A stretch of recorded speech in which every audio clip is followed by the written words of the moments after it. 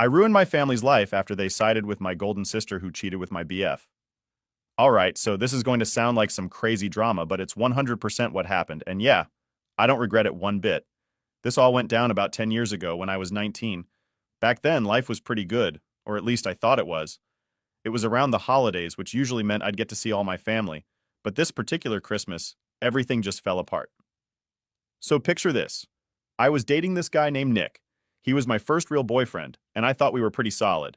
You know how it is with your first love, you just assume it's gonna last forever. We'd been together for almost 2 years, and yeah, I was crazy about him. I was that girl who thought, oh, we're gonna get married, have kids, and live happily ever after. I had no reason to doubt him because he always seemed so committed to me. Then there's my older sister, Claire. She's 2 years older than me and was kind of like my role model growing up. I looked up to her for basically everything. She was smart, popular, and just had her life together, or so I thought. We used to hang out a lot too, so when Nick and I started dating, I introduced him to her pretty early on because, I wanted them to like each other. Big mistake. But I'll get to that in a minute. So, fast forward to Christmas. My family had this big get-together planned, but the vibe was weird from the start. I couldn't put my finger on it, but something felt off, especially with Claire. She was acting kind of distant, and Nick was being, I don't know, sketchy? Like, just not himself. My gut was telling me something was up, but I didn't want to believe it. I mean, you don't expect your own sister to be shady, right? Anyway, a few days after Christmas, I found out exactly what had been going on. And when I say found out, I mean I literally walked in on them. Yeah, I walked into Claire's room to borrow her hair straightener or something, and there they were, Nick and my sister, making out like two teenagers at prom. My heart just stopped. It was one of those moments where time kind of freezes, you know? Like, you can't believe what your eyes are seeing. I didn't even say anything at first. I just stood there, staring at them, trying to process what was happening. I mean, what do you even say in a situation like that? They didn't notice me for a good few seconds, but then Nick looked up and froze. Claire did too. And the look on her face? She looked like a deer in headlights. There was no denying what was going on. It was right there in front of me. My boyfriend and my sister. I just remember feeling this wave of anger, sadness, and shock all at once. My chest felt tight, and I thought I was going to throw up. I managed to choke out something like, "Are you serious?" And then I just bolted out of the house. I didn't know where I was going, I just needed to get out of there. My mind was racing, and my heart was shattered. The two people I trusted the most had stabbed me in the back, and I didn't know how to handle it. Later that night, my parents found me. I'd been sitting in my car for what felt like hours, just crying and trying to make sense of everything. When they knocked on my window, I thought, finally, they're here to comfort me. But no, they didn't. Instead, they told me to calm down and think rationally. Rationally? Seriously? They tried to convince me that these things happen and it's just a guy. But it wasn't just about Nick. It was about Claire, my sister, betraying me in the worst way possible. They kept saying things like, family is family, you have to forgive her. Like, what the hell? How was I supposed to forgive her for this? I was furious. I felt like I had been tossed aside, like my feelings didn't even matter. It got even worse when Claire had the nerve to come to me and say, I'm sorry, but we didn't mean to hurt you. Nick and I just have feelings for each other. Feelings for each other? Are you kidding me? They'd been sneaking around behind my back and now they were in love? I couldn't even look at her. I told her she was dead to me and that I never wanted to see her again. And I meant it. But of course, my parents weren't having it. They kept pushing the whole family forgiveness thing, saying I was being dramatic. My dad actually told me to grow up. My own dad. It felt like I was losing my entire family in one go. I couldn't believe they were siding with her. It was like I didn't matter at all. I'd lost my boyfriend, my sister, and now my parents too. I was alone. For months, I didn't know how to cope. I was depressed and just numb. I stopped talking to everyone. I'd go to work, come home, and just stay in bed. I'd cry until I couldn't anymore. The only person I really had during that time was my best friend Sam. She was the one who made sure I was eating, made sure I was getting out of bed, but it wasn't enough. I couldn't shake the feeling that I was worthless, like maybe they were right and I was just being dramatic. Eventually, it all got too much for me. One night, I just broke. I didn't see a way out of the pain, and I thought the only way to make it stop was to end it. So I wrote this long letter explaining everything, about Claire, about Nick, about how betrayed I felt by everyone, and I scheduled it to post on Tumblr after I was gone. Then I swallowed a bunch of pills, laid down, and just waited for it all to be over. But Sam, being the amazing person she is, found me. She called 911, and I guess they got to me just in time because I woke up in the hospital the next morning. I was groggy and confused, but I was alive. They put me on suicide watch after that, and honestly, it was the best thing for me at the time. I needed help. I needed to be away from everything and everyone who had hurt me. My grandparents were the only ones who visited me while I was there. Not my parents, not Claire, just my grandparents. They didn't try to force me to forgive anyone. They just sat with me, let me talk, and actually listened. They saved me in more ways than one. They picked me up when I got discharged and took me to live with them. I cut off everyone else, and for the first time in months, I felt like maybe I could start to heal. So after I got out of the hospital, like I said before, my grandparents took me in. I can't even explain how grateful I am for them. They didn't try to force anything, didn't push me to talk about stuff if I wasn't ready. They were just there for me. I was still struggling a lot mentally, but for the first time, I felt like I had some kind of support system. But even though I was safe and in a better environment, the fallout from everything was just getting started. See, I had completely cut off my parents and Claire. I blocked them on everything: Facebook, Instagram, my phone, all of it. I didn't want to hear a single word from them. I was done. They didn't care about me when I needed them, so why should I bother? But while I was trying to heal and move on, my best friend Sam was out there, pissed off on my behalf. She was fuming about what happened and wasn't going to let them off the hook so easily. I didn't know it at the time, but Sam was planning her own little revenge. One day, out of nowhere, she texted me like, "I did something, but I think you'll like it." And I was like, what did you do?" She goes, "Don't be mad, but I shared your note. The one you posted on Tumblr, I made sure everyone saw it." I was kind of shocked at first. Like, I didn't want to air my dirty laundry to the world, you know? But the more I thought about it, the more I was like, screw it. If they didn't care about how they made me feel, why should I care if people know what they did? And when I say Sam shared it, I mean she tagged my parents, Claire, and Nick in the post and called them out. She went full savage mode. The post went viral within our little circle. Sam had over 1,000 friends on Facebook, and people started sharing it like crazy. I had no idea how many people knew about what happened until I started getting texts from random high school friends, old coworkers, even people I barely knew. Everyone was coming out of the woodwork to tell me how messed up my family was, how much they felt for me, and how they couldn't believe Claire and Nick did what they did. But that wasn't even the craziest part. It wasn't just people I knew who were mad. It was people they knew. My mom had this reputation in her church as being this perfect, wholesome lady. And when people in her congregation saw what happened, they were furious. They actually kicked her out of the church. Like, straight up told her she wasn't welcome anymore because of how she treated me. Imagine getting excommunicated from your own church over something like that. I heard she tried to apologize or explain herself, but nobody wanted to hear it. She got labeled a hypocrite, and that was it for her social life. My dad? He lost a ton of his friends, too. They were disgusted by how he sided with Claire and how he told me to just get over it. Some of his closest friends just straight up cut him off. People saw him as this cold, heartless guy, and they didn't want to be associated with him anymore. And Claire? Oh man. Claire got it the worst. I don't even know how she managed to leave the house after what Sam posted. People were calling her a homewrecker, a backstabber, you name it. Some of her closest friends ditched her, said they didn't want anything to do with someone who would betray their own sister like that. I heard she got into arguments with people in public, like at the grocery store, because people would recognize her and call her out. I'm not gonna lie. Part of me was happy to hear she was getting what she deserved. It was like the universe was finally giving her a taste of what she'd done to me. Nick wasn't off the hook either. His family is super religious. Like, go to church every Sunday religious. And when they found out what he'd been doing with Claire behind my back, they freaked. His parents sent him away to some retreat or something to find God again. He was gone for months, and when he came back, he and Claire had broken up. I don't know the details, but I can guess. He probably couldn't handle all the backlash, and it drove a wedge between them. Good riddance. During all of this, I was just trying to focus on myself. My grandparents had gotten me into therapy, and I was starting to make some progress. It was slow, but I was getting there. I wasn't interested in what was going on with my family or how miserable they were. At least that's what I told myself. But deep down, hearing about how their lives were falling apart kind of felt like justice. Like, they finally understood what they put me through. It was messed up, but I'd be lying if I said it didn't feel good. One day, though, my grandma sat me down and said, "Your mom tried to call. She wants to talk." I just rolled my eyes. Why would I want to talk to her now? She didn't care before, so why does she care now? My grandma just nodded and said, "I know, honey, but I wanted you to know." I thought about it for a second. Was I curious? Yeah, a little. Did I care enough to actually reach out? Absolutely not. My mom had made her bed and now she had to lie in it. I wasn't about to give her the satisfaction of thinking she could just come back into my life after everything she did. It wasn't just my mom trying to reach out either. Claire had sent me a message on Instagram. Yeah, I forgot to block her there.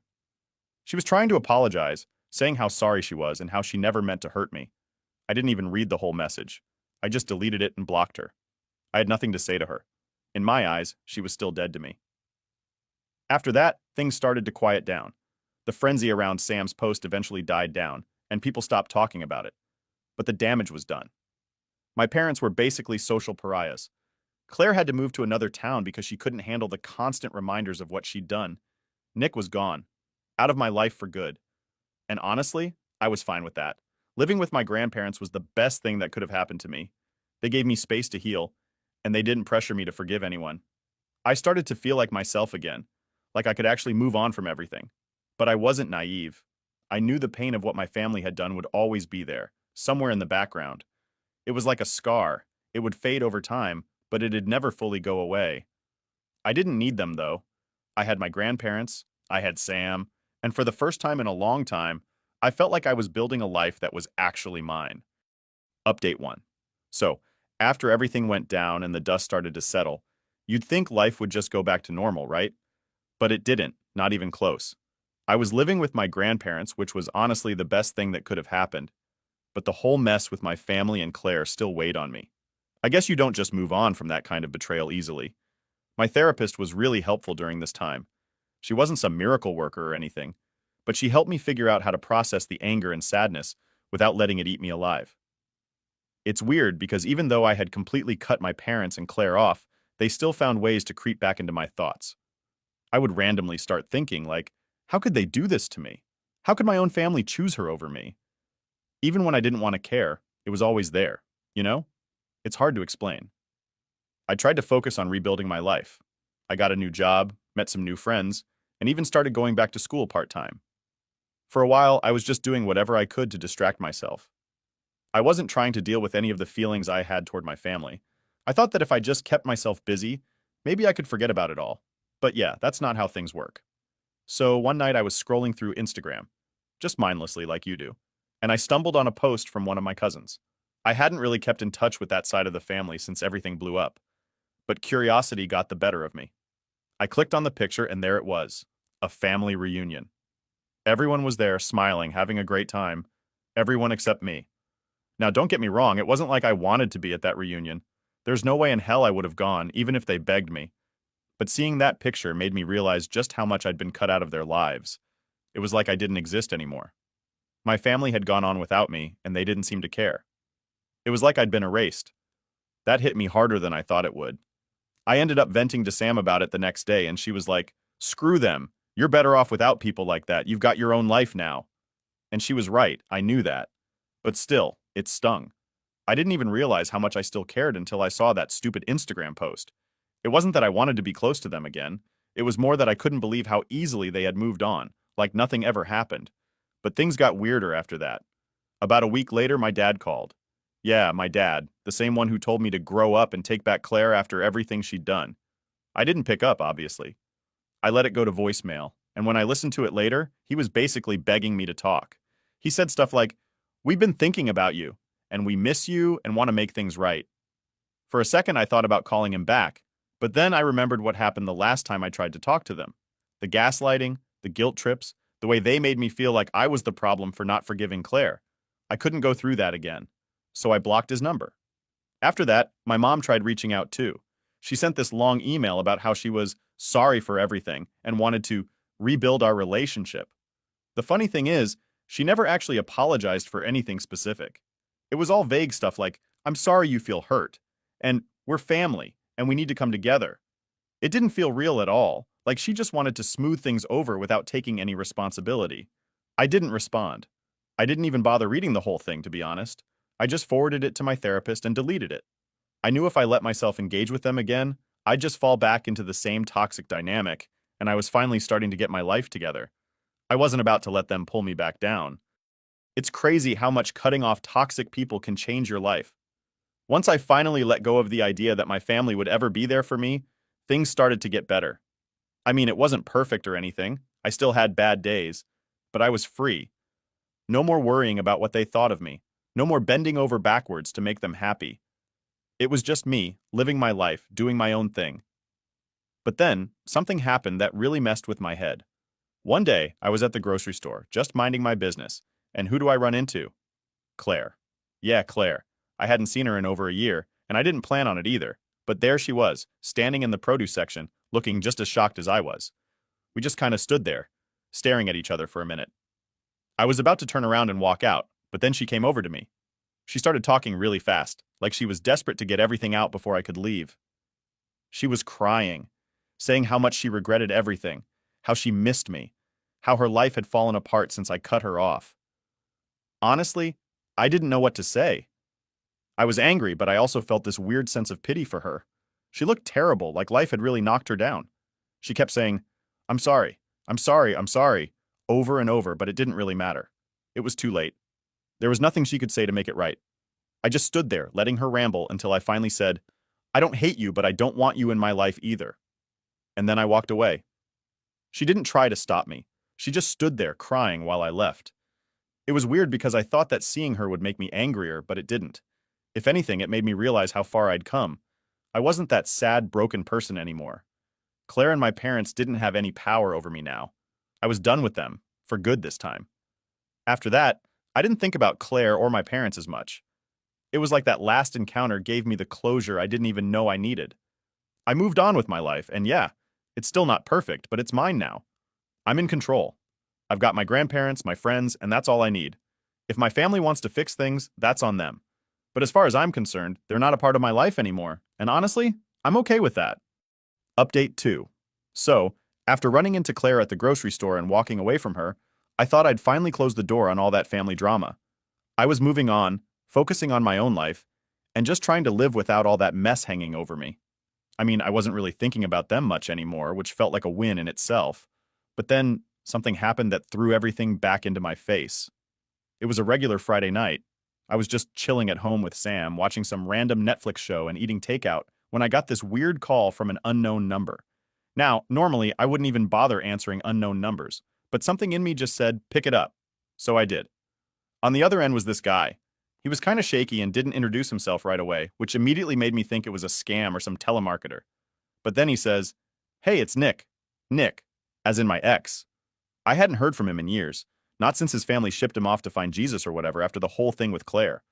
I didn't even know what to say. Part of me wanted to just hang up, but curiosity got the better of me. So I'm like, "What the hell do you want?" He hesitates for a second and then goes, "I need to talk to you. It's important." Important after all this time? I wasn't buying it. But before I could tell him to screw off, he starts going on about how his life has been a mess since everything happened, how he regrets what he did, and how he wants to apologize properly. I could hear the desperation in his voice, and for a split second I felt bad for him. But then I remembered how much he'd hurt me, how much they'd both hurt me, and I just wasn't in the mood to reopen that wound. I told him, "Look, Nick, I've moved on. I don't care about your apology. Whatever happened between you and Claire or whatever regrets you have, that's on you. I don't want anything to do with it." I was ready to hang up when he said something that made me freeze. He said, "It's not just about me and Claire. There's something you don't know." I was like, "What do you mean?" He goes, "I'm not the only one who betrayed you. Your family. There's more to the story." Now, at this point, I didn't even want to believe him. I thought he was just trying to drag me back into the drama.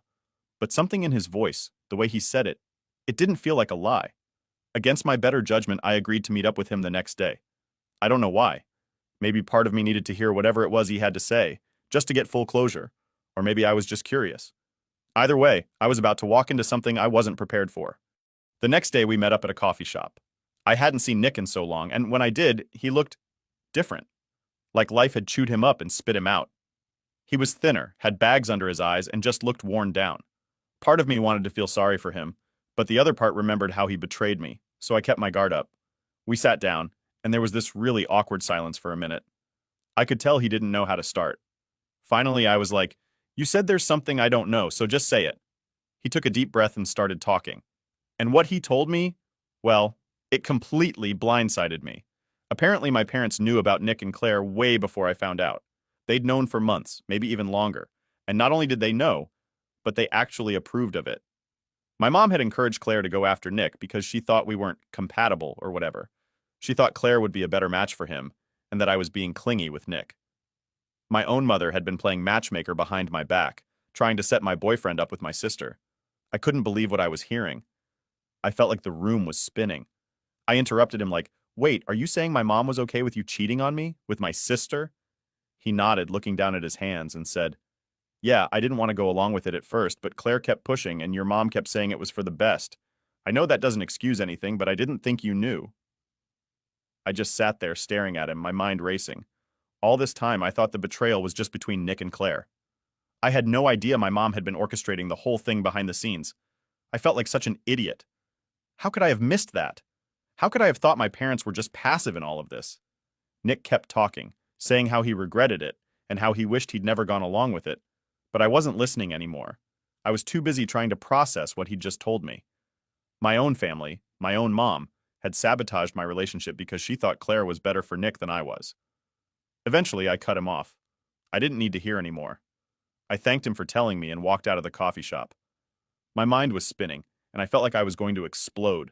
I couldn't believe how deep the betrayal went. It wasn't just about Nick and Claire anymore. It was about my whole family being in on it, watching me fall apart and doing nothing to stop it, actually encouraging it. When I got home, I sat in my car for a long time, just thinking. I wanted to scream, to punch something, to do anything to let out the anger I was feeling, but instead I just sat there numb. I didn't know what to do. Part of me wanted to confront my parents, to blow up at them and demand answers, but the other part of me knew it wouldn't make a difference. They'd just gaslight me again, tell me I was overreacting, like they always did. I didn't know what my next move would be. All I knew was that this betrayal went way deeper than I ever imagined, and the people I thought I could never trust again had somehow managed to hurt me even more. Update 3. So after I found out my own mother had been behind the whole thing with Claire and Nick, I felt like I was living in a bad movie. I couldn't sleep that night. I kept replaying everything in my head. The betrayal, the lies, the manipulation. I mean, who does that to their own kid? It wasn't just about a guy anymore. This was about my entire family, my own mother, actively trying to screw me over and thinking it was okay. I woke up the next morning feeling like I was going to explode. I didn't care about moving on or staying calm anymore. I was pissed, and I needed answers. So I did what I knew I probably shouldn't. I drove over to my parents' house. I hadn't been there since I'd cut them off, but I couldn't just sit around anymore. I needed to know why. When I got there, I didn't even bother knocking. I had a key, so I just let myself in. My parents were in the kitchen, making breakfast like it was any other day, completely unaware of the bomb that was about to drop. They looked shocked to see me, especially my mom. My dad kind of gave me this awkward smile like he wasn't sure if he should be happy I was there or scared. I didn't waste time on small talk. I just blurted it out. "Did you know about Claire and Nick? Did you set them up?" My mom's face went pale. She didn't answer right away, and I could see the gears turning in her head, trying to figure out how to spin this. My dad looked confused, like he didn't even know what I was talking about. But my mom? She knew. "Why does that matter now?" she finally said, trying to brush it off like it was no big deal. I lost it. I slammed my hand down on the table and shouted, "Why does it matter? Are you serious? You ruined my life. You stood by and watched while I was falling apart, and you did nothing. You let Claire and Nick hurt me because you thought it was for the best?" My dad's face changed when I said that. He looked at my mom like he was piecing it together, like he hadn't known the full story either. "What is she talking about?" he asked her. My mom tried to calm me down. She started talking in that condescending voice she always used when she thought I was being dramatic. She said, "You were too attached to Nick. It wasn't healthy. I thought if Claire was with him, you'd finally see that he wasn't right for you. I didn't mean to hurt you. I was doing what was best for you." That's when it clicked for me. She didn't even think she'd done anything wrong. In her mind, she was helping me by destroying my relationship and pushing Nick toward Claire. She wasn't apologetic. She wasn't sorry. She was justifying it, like she was some kind of hero in this twisted story she'd written. I turned to my dad and asked, "Did you know?" He looked at me, then at her and said, "No, I didn't. I had no idea she was involved." He looked like he was about to be sick. It was like I'd punched him in the gut. At this point, I didn't even care anymore. There was no excuse that could make any of this okay. I was done trying to understand. My mom kept talking, trying to explain how she was just looking out for me and doing what she thought was best. But I wasn't listening. All I could think about was how I'd spent so many months hating Claire and Nick, when the real mastermind behind all of it was sitting right in front of me the whole time. I can't believe you, I said, cutting her off mid-sentence. You didn't care about what was best for me. You just wanted control. You've always wanted control. And now, because of you, I lost everything. I could see that my dad was starting to get angry too. He stood up and said, "Why didn't you tell me any of this? Why would you go behind my back like that?" But my mom was still stuck in her own little world, defending herself. "I didn't think it mattered," she said. "Claire was better for Nick, and I was trying to protect our family. I couldn't take it anymore. I told her straight up, 'You didn't protect anything. You destroyed it. I will never forgive you for this. Ever.' And with that, I walked out of the house. I could hear my dad yelling at her as I left, but I didn't stick around to hear the rest. I was done. Done with all of it. On the drive back, I felt weirdly calm. I think I'd expected to feel more, I don't know, relieved? Like confronting her would give me some kind of closure. But it didn't. If anything, it just solidified what I'd already known. I couldn't trust my family. Not my mom, not even my dad at this point. They weren't the people I thought they were, and they never would be. When I got back to my grandparents' place, I told them everything. They were shocked, but not surprised, if that makes sense. They'd always had their suspicions about my mom, but they hadn't wanted to interfere. They were supportive, though. My grandpa gave me a hug and said, "You did the right thing by confronting her, but you don't owe them anything. You've got your own life to live now." And he was right. I did have my own life to live. I'd spent so long being angry and hurt, but at the end of the day, the only thing I could do was move forward. I couldn't change what my family did, but I could change how much space I let them take up in my head. I haven't talked to my parents since that day. My dad sent me a couple of texts trying to apologize, but I never replied. As for Claire, I haven't seen or heard from her since that day in the grocery store. And Nick? He's just a ghost from my past now, someone I don't think about anymore. What I've realized through all of this is that sometimes the people who are supposed to love you the most can hurt you in ways you never expected, but that doesn't mean you have to let them keep hurting you. I've built my own life now, surrounded by people who actually care about me. My grandparents, my friends, Sam, they're my real family. They're the ones who stuck by me when everything fell apart. And now I'm finally at peace. It took a long time and it wasn't easy, but I'm okay with where I am.